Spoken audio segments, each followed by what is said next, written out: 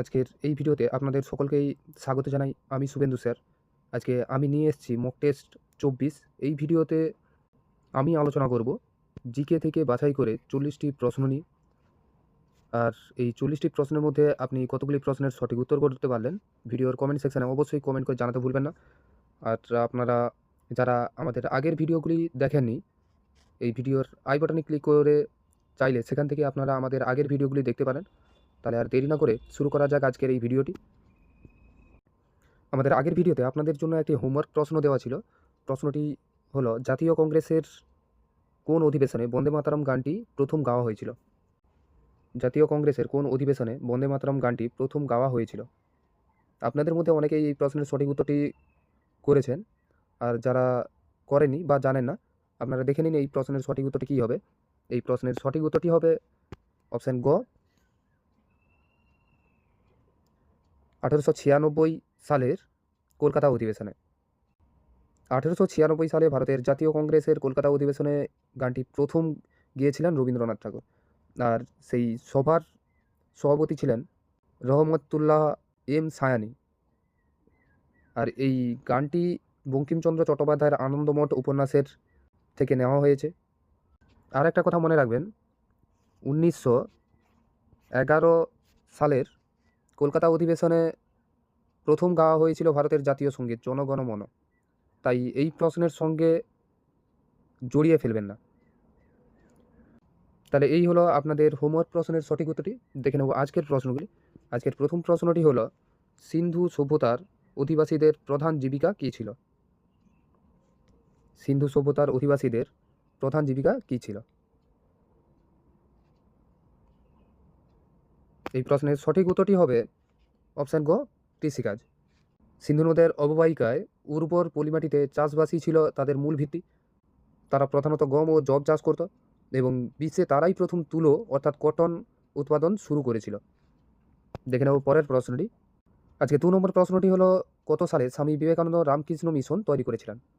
কত সালে স্বামী বিবেকানন্দ রামকৃষ্ণ মিশন তৈরি করেছিলেন? এই প্রশ্নের সঠিক উত্তরটি হবে অপশান ক, 1897 সালে। 1 মে 1897 সালে স্বামী বিবেকানন্দ শ্রীরামকৃষ্ণের আদর্শ প্রচার এবং আর্তের সেবার উদ্দেশ্যে কলকাতায় এই মিশনটি প্রতিষ্ঠা করেন। দেখে নেব পরের প্রশ্নটি। কম্পিউটারের প্রথম ভাষা কী ছিল? কম্পিউটারের প্রথম ভাষা কী ছিল? এই প্রশ্নের সঠিক উত্তরটি হবে অপশান খ, ফরট্রেন। 1957 সালে জন ব্যাকাস প্রথম উচ্চ স্তরের প্রোগ্রামিং ভাষা হিসেবে ফরট্রেন অর্থাৎ ফর্মুলা ট্রান্সলেশন উদ্ভাবন করেন।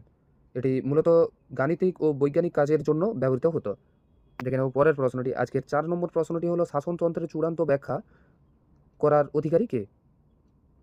শাসনতন্ত্রের চূড়ান্ত ব্যাখ্যা করার অধিকারী কে? এই প্রশ্নটির সঠিক উত্তর হবে অপশান ঘ, সুপ্রিম কোর্ট। ভারতীয় সংবিধানের রক্ষাকর্তা হিসাবে সুপ্রিম কোর্ট যে কোনো ধারার চূড়ান্ত ও আইনগত ব্যাখ্যা দেওয়ার ক্ষমতা রাখে। দেখে নেব পরের প্রশ্নটি। আরব সাগরের রানী কোন শহরকে বলা হয়? আরব সাগরের রানী কোন শহরকে বলা হয়? এই প্রশ্নের সঠিক উত্তরটি হবে অপশান খ, কোচি। কেরালার কোচি বন্দরকে তার প্রাকৃতিক সৌন্দর্য এবং মধ্যযুগ থেকে মশলা বাণিজ্যের কেন্দ্র হওয়ার কারণে এই বিশেষ নাম দেওয়া হয়েছিল। দেখে নেব পরের প্রশ্নটি। আজকের 6 নম্বর প্রশ্নটি হলো, ইকতা প্রথার প্রবর্তন কে করেন? ইকতা প্রথার প্রবর্তন কে করেন?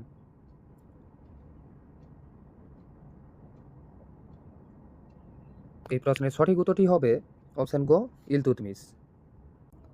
দিল্লির সুলতান ইলতুৎমিশ সাম্রাজ্যকে কতগুলি ক্ষুদ্র অঞ্চলে বা ইকতাতে ভাগ করেছিলেন। এই ব্যবস্থার মাধ্যমে কর্মকর্তাদের নগদ বেতনের পরিবর্তে জমির রাজস্ব ভোগ করার অধিকার দেওয়া হতো। দেখে নেব পরের প্রশ্নটি।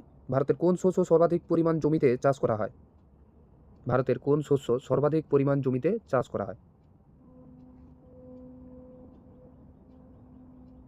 এই প্রশ্নের সঠিক উত্তরটি হবে অপশান ক, ধান। ভারত বিশ্বের তৃতীয় বৃহত্তম ধান উৎপাদনকারী দেশ। দেশের মোট কৃষি জমির প্রায়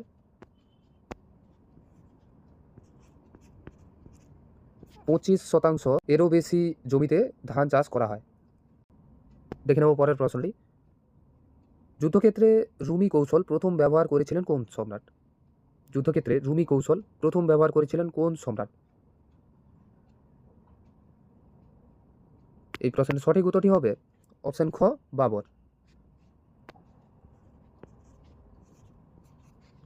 1526 সালে পানিপথের প্রথম যুদ্ধে বাবর এই অটোমান বা রুমি কৌশল ব্যবহার করে কামানের সাহায্যে ইব্রাহিম লোদির বিশাল বাহিনীকে পরাস্ত করেন। দেখে নেব পরের প্রশ্নটি। আজকে 9 নম্বর প্রশ্নটি হলো সিয়াচেন হিমবাহ কোন পর্বতমালা অবস্থিত? সিয়াচেন হিমবাহ কোন পর্বতমালায় অবস্থিত? এই প্রশ্নের সঠিক উত্তরটি হবে অপশন খ, কারাকোরাম। এটি কারাকোরাম রেঞ্জে অবস্থিত বিশ্বের উচ্চতম যুদ্ধক্ষেত্র। এটি মেরু অঞ্চলের বাইরে পৃথিবীর দ্বিতীয় বৃহত্তম হিমবাহ। দেখে নেব পরের প্রশ্নটি। আজকে 10 নম্বর প্রশ্নটি হলো পরিণীতা উপন্যাসটি কার রচনা? পরিণীতা উপন্যাসটি কার রচনা?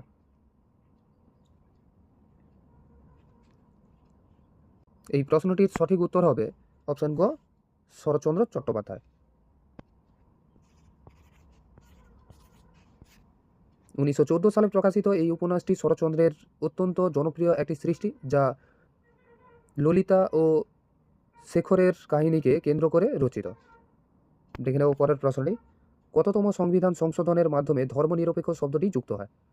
কততম সংবিধান সংশোধনের মাধ্যমে ধর্মনিরপেক্ষ শব্দটি যুক্ত হয়?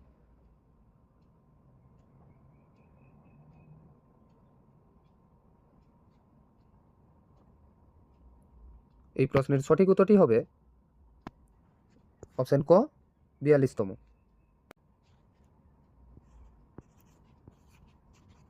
1976 সালে ইন্দিরা গান্ধী সরকারের আমলে 42তম সংশোধনীর মাধ্যমে প্রস্তাবনায় সমাজতান্ত্রিক ও ধর্মনিরপেক্ষ শব্দ দুটি যুক্ত করা হয়।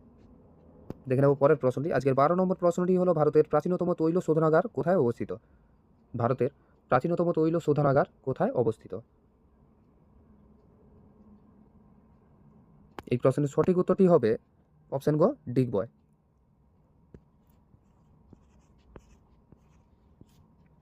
1901 সালে অসমের ডিগবয়ে এশিয়ার প্রথম বাণিজ্যিক তেল শোধনাগারটি চালু হয়েছিল। এটি ভারতের তেল শিল্পের প্রাণকেন্দ্র হিসেবে পরিচিত। দেখে নেব পরের প্রশ্নটি।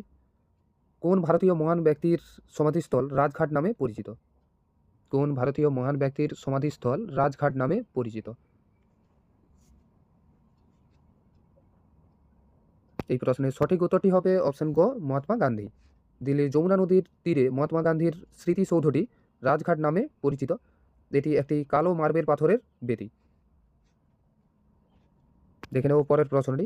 আজকে 14 নম্বর প্রশ্নটি হলো লং ওয়াক টু ফ্রিডম বইটির কার লেখা? লং ওয়াক টু ফ্রিডম বইটি কার লেখা?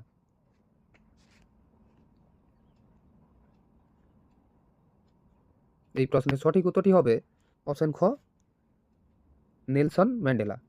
এটি দক্ষিণ আফ্রিকার বর্ণবৈষম্য বিরোধী আন্দোলনের নায়ক নেলসন ম্যান্ডেলার বিখ্যাত আত্মজীবনীমূলক গ্রন্থ। আজকের 15 নম্বর প্রশ্নটি হলো দক্ষিণ ভারতের বৃহত্তম কার্পাস বয়ন কেন্দ্র কোনটি? দক্ষিণ ভারতের বৃহত্তম কার্পাস বয়ন কেন্দ্র কোনটি?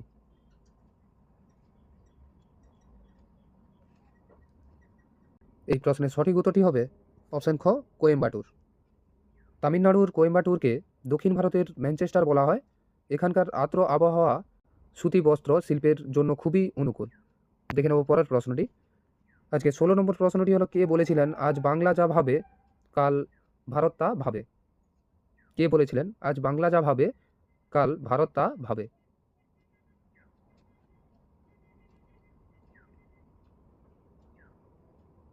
এই প্রশ্নের সঠিক উত্তরটি হবে অপশন গ, গোপাল কৃষ্ণ গোখলে। 20 শতকের শুরুতে বাংলার মেধা ও প্রগতিশীল চিন্তাধারার প্রশংসা করে নরমপন্থী নেতা গোপাল কৃষ্ণ গোখলে এই বিখ্যাত উক্তিটি করেছিলেন। দেখে নেব পরের প্রশ্নটি। আজকে 17 নম্বর প্রশ্নটি হলো বেঙ্গল কেমিক্যাল প্রতিষ্ঠানের স্রষ্টা কে? বেঙ্গল কেমিক্যাল প্রতিষ্ঠানের স্রষ্টা কে? এই প্রশ্নের সঠিক উত্তরটি হবে অপশন খ, প্রফুল্লচন্দ্র রায়। 1901 সালে আচার্য প্রফুল্লচন্দ্র রায় কলকাতায় এই প্রতিষ্ঠানটি গড়ে তোলেন। এটি ছিল ভারতের প্রথম আধুনিক ও স্বদেশী ঔষধ কারখানা। দেখে নেব পরের প্রশ্নটি। আজকের 18 নম্বর প্রশ্নটি হলো, কত সালে চিরস্থায়ী বন্দোবস্ত প্রবর্তিত হয়? কত সালে চিরস্থায়ী বন্দোবস্ত প্রবর্তিত হয়?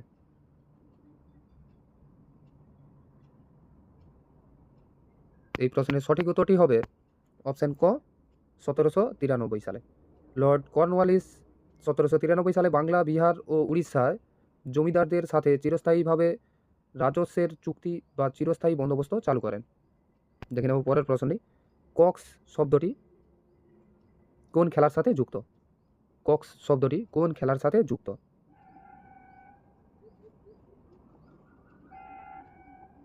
এই প্রশ্নের সঠিক উত্তরটি হবে অপশন গ, নৌকা বাইচ।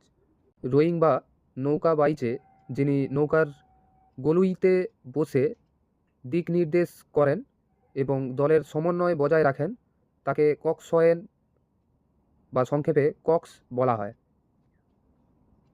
দেখে নেব পরের প্রশ্নটি। আজকের 20 নম্বর প্রশ্নটি হলো, কাকে নাইটেঙ্গেল অফ ইন্ডিয়া বলা হয়? কাকে নাইটেঙ্গেল অফ ইন্ডিয়া বলা হয়? এই প্রশ্নের সঠিক উত্তরটি হবে অপশন খ, সরোজিনী নাইডু। সরোজিনী নাইডু ছিলেন একাধারে কবি ও স্বাধীনতা সংগ্রামী। তার কাব্যিক প্রতিভার জন্য মহাত্মা গান্ধী তাকে এই উপাধি দেন। দেখে নেব পরের প্রশ্নটি। কোন নদীর তীরে শ্রীনগর শহর অবস্থিত? কোন নদীর তীরে শ্রীনগর শহর অবস্থিত?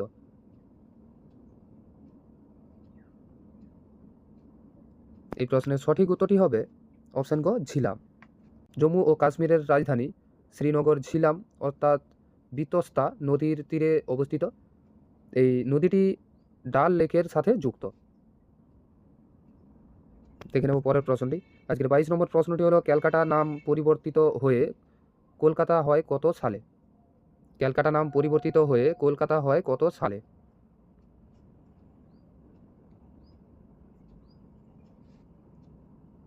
এই প্রশ্নের সঠিক উত্তরটি হবে অপশন ক, 2001 সালে। 1 জানুয়ারি 2001 সালে পশ্চিমবঙ্গ সরকার সরকারিভাবে ক্যালকাটা এর নাম পরিবর্তন করে কলকাতা রাখে। দেখে নেব পরের প্রশ্নটি। আজকে 23 নম্বর প্রশ্নটি হলো, সম্প্রতি প্রয়াত হলেন প্রদীপ কুমার ব্যানার্জি, তিনি কিসের সাথে যুক্ত ছিলেন? সম্প্রতি প্রয়াত হলেন প্রদীপ কুমার ব্যানার্জি, তিনি কিসের সাথে যুক্ত ছিলেন? এই প্রশ্নের সঠিক উত্তরটি হবে অপশন খ, ফুটবল। পিকে ব্যানার্জি অর্থাৎ প্রদীপ কুমার ব্যানার্জি ছিলেন ভারতীয় ফুটবলের স্বর্ণযুগের কিংবদন্তি খেলোয়াড়। 1956-1960 সালের অলিম্পিকে তিনি অংশ নিয়েছিলেন। দেখে নেব পরের প্রশ্নটি। বিশ্ব রেড ক্রস দিবস কবে পালন করা হয়? বিশ্ব রেড ক্রস দিবস কবে পালন করা হয়?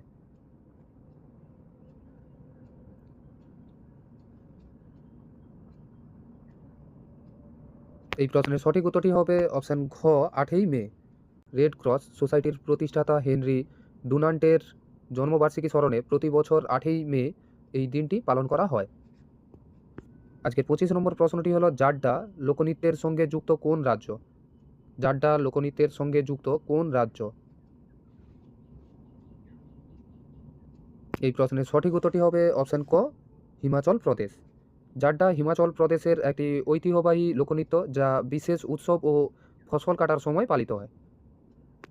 দেখে নেব পরের প্রশ্নটি। আজকে 26 নম্বর প্রশ্নটি হলো, থর মরুভূমির চলনশীল বালিয়াড়িগুলিকে কি বলা হয়? থর মরুভূমির চলনশীল বালিয়াড়িগুলিকে কি বলা হয়?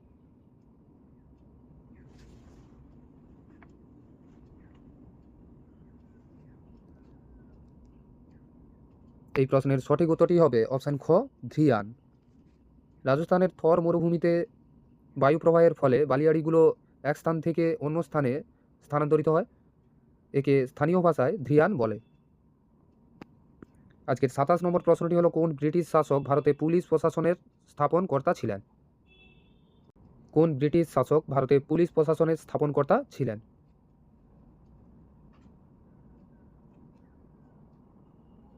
এই প্রশ্নের সঠিক উত্তরটি হবে অপশন খ, লর্ড কর্নওয়ালিস। লর্ড কর্নওয়ালিস থানাদার ব্যবস্থা ও জেলা ম্যাজিস্ট্রেটের অধীনে পুলিশি কাঠামো তৈরি করেন। তাকে ভারতীয় সিভিল সার্ভিসের জনকও বলা হয়। দেখে নেব পরের প্রশ্নটি। হিউম্যান ডেভেলপমেন্ট ইন্ডেক্স 2020-তে ভারতের স্থান কত? হিউম্যান ডেভেলপমেন্ট ইন্ডেক্স 2020-তে ভারতের স্থান কত?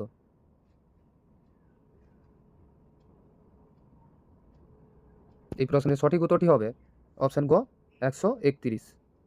ইউএনডিপি প্রকাশিত 2020 সালের রিপোর্টে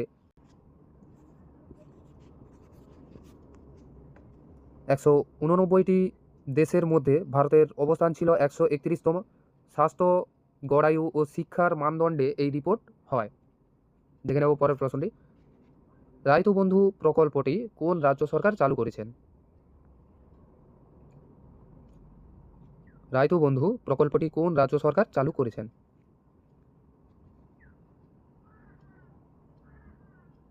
এই প্রশ্নের সঠিক উত্তরটি হবে অপশান গ তেলেঙ্গানা। এটি তেলেঙ্গানা সরকারের একটি বিনিয়োগ সহায়তা প্রকল্প, যার মাধ্যমে কৃষকদের চাষের জন্য সরাসরি আর্থিক সহায়তা দেওয়া হয়। দেখে নেব পরের প্রশ্নটি। আজকে 30 নম্বর প্রশ্নটি হলো কোন রাজ্যে সুলতানপুর পাখি অভয়ারণ্যটি অবস্থিত? কোন রাজ্যে সুলতানপুর পাখি অভয়ারণ্যটি অবস্থিত?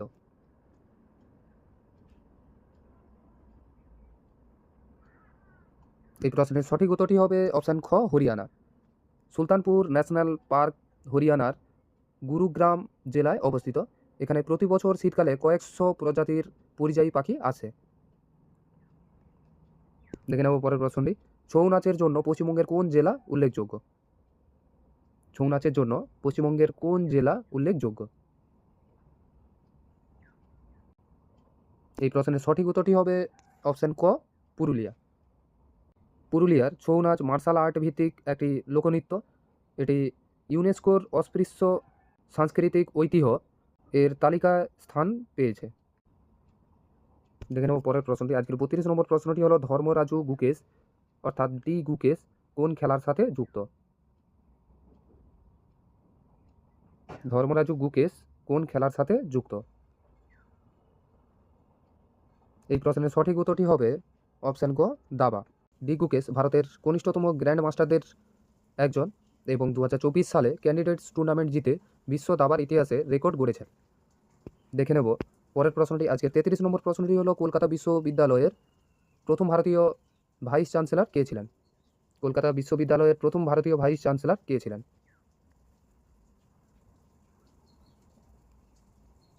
এই প্রশ্নের সঠিক উত্তরটি হবে অপশান ঘ গুরুদাস বন্দ্যোপাধ্যায়।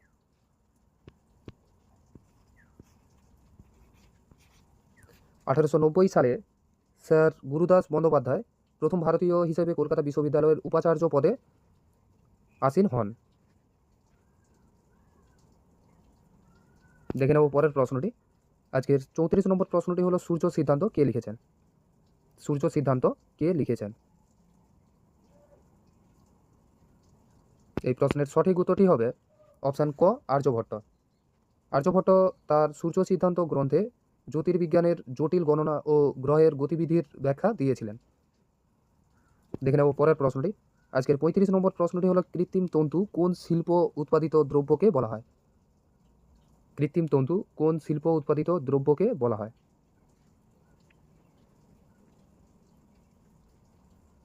এই প্রশ্নের সঠিক উত্তরটি হবে অপশান খ পেট্রোকেমিক্যাল শিল্প। খনিজ তেল বা পেট্রোলিয়াম উপজাত দ্রব্য থেকে নাইলন বা পলিয়েস্টারের মতো কৃত্রিম তন্তু তৈরি করা হয়।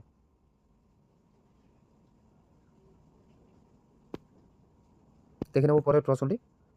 ফিনা সংস্থাটি কোন খেলার সাথে যুক্ত? ফিনা সংস্থাটি কোন খেলার সাথে যুক্ত? এই প্রশ্নের সঠিক উত্তরটি হবে অপশান গ সাঁতার। এটি সাঁতার ও অন্যান্য জলজ ক্রীড়ার আন্তর্জাতিক সংস্থা। বর্তমানে এর নাম পরিবর্তন করে রাখা হয়েছে ওয়ার্ল্ড অ্যাকোয়াটিক্স। দেখে নেব পরের প্রশ্নটি। আজকের 37 নম্বর প্রশ্নটি হলো ঔরঙ্গাবাদ এয়ারপোর্ট এর নতুন নামকরণ করলো মহারাষ্ট্র সরকার। নতুন নামটি কি? ঔরঙ্গাবাদ এয়ারপোর্ট এর নতুন নামকরণ করলো মহারাষ্ট্র সরকার। নতুন নামটি কি?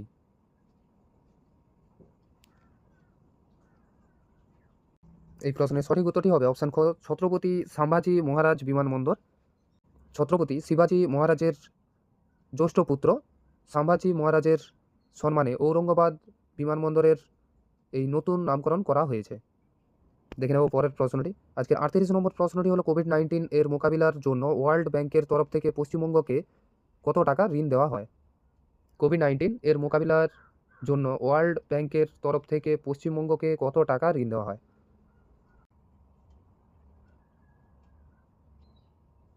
এই প্রশ্নটির সঠিক উত্তর হবে অপশন ক 1950 কোটি।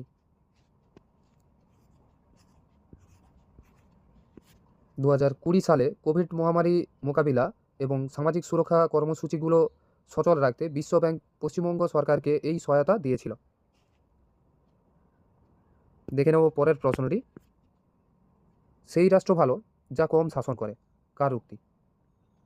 সেই রাষ্ট্র ভালো যা কম শাসন করে, কার উক্তি?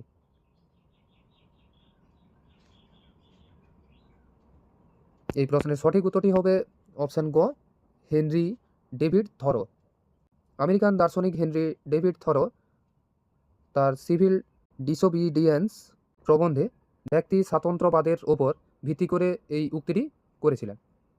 দেখে নেব পরের প্রশ্নটি। আজকের 40 নম্বর ও শেষ প্রশ্নটি হলো পঞ্চনদীর দেশ বা পঞ্চনদের দেশ নামে অভিহিত রাজ্য কোনটি? পঞ্চনদের দেশ নামে অভিহিত রাজ্য কোনটি?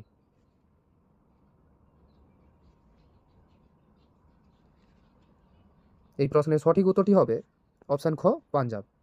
ঝিলাম, চিনাব, রবি, বিয়াস ও শতদ্রু এই 5টি নদীর সমভূমি হওয়ার কারণে পাঞ্জাব অঞ্চলকে এই নামে ডাকা হয়।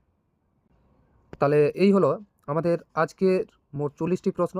এই 40টি প্রশ্নের মধ্যে আপনি কতগুলি প্রশ্নের সঠিক উত্তর করতে পারেন ভিডিওর কমেন্ট সেকশানে অবশ্যই কমেন্ট করে জানাতে ভুলবেন না।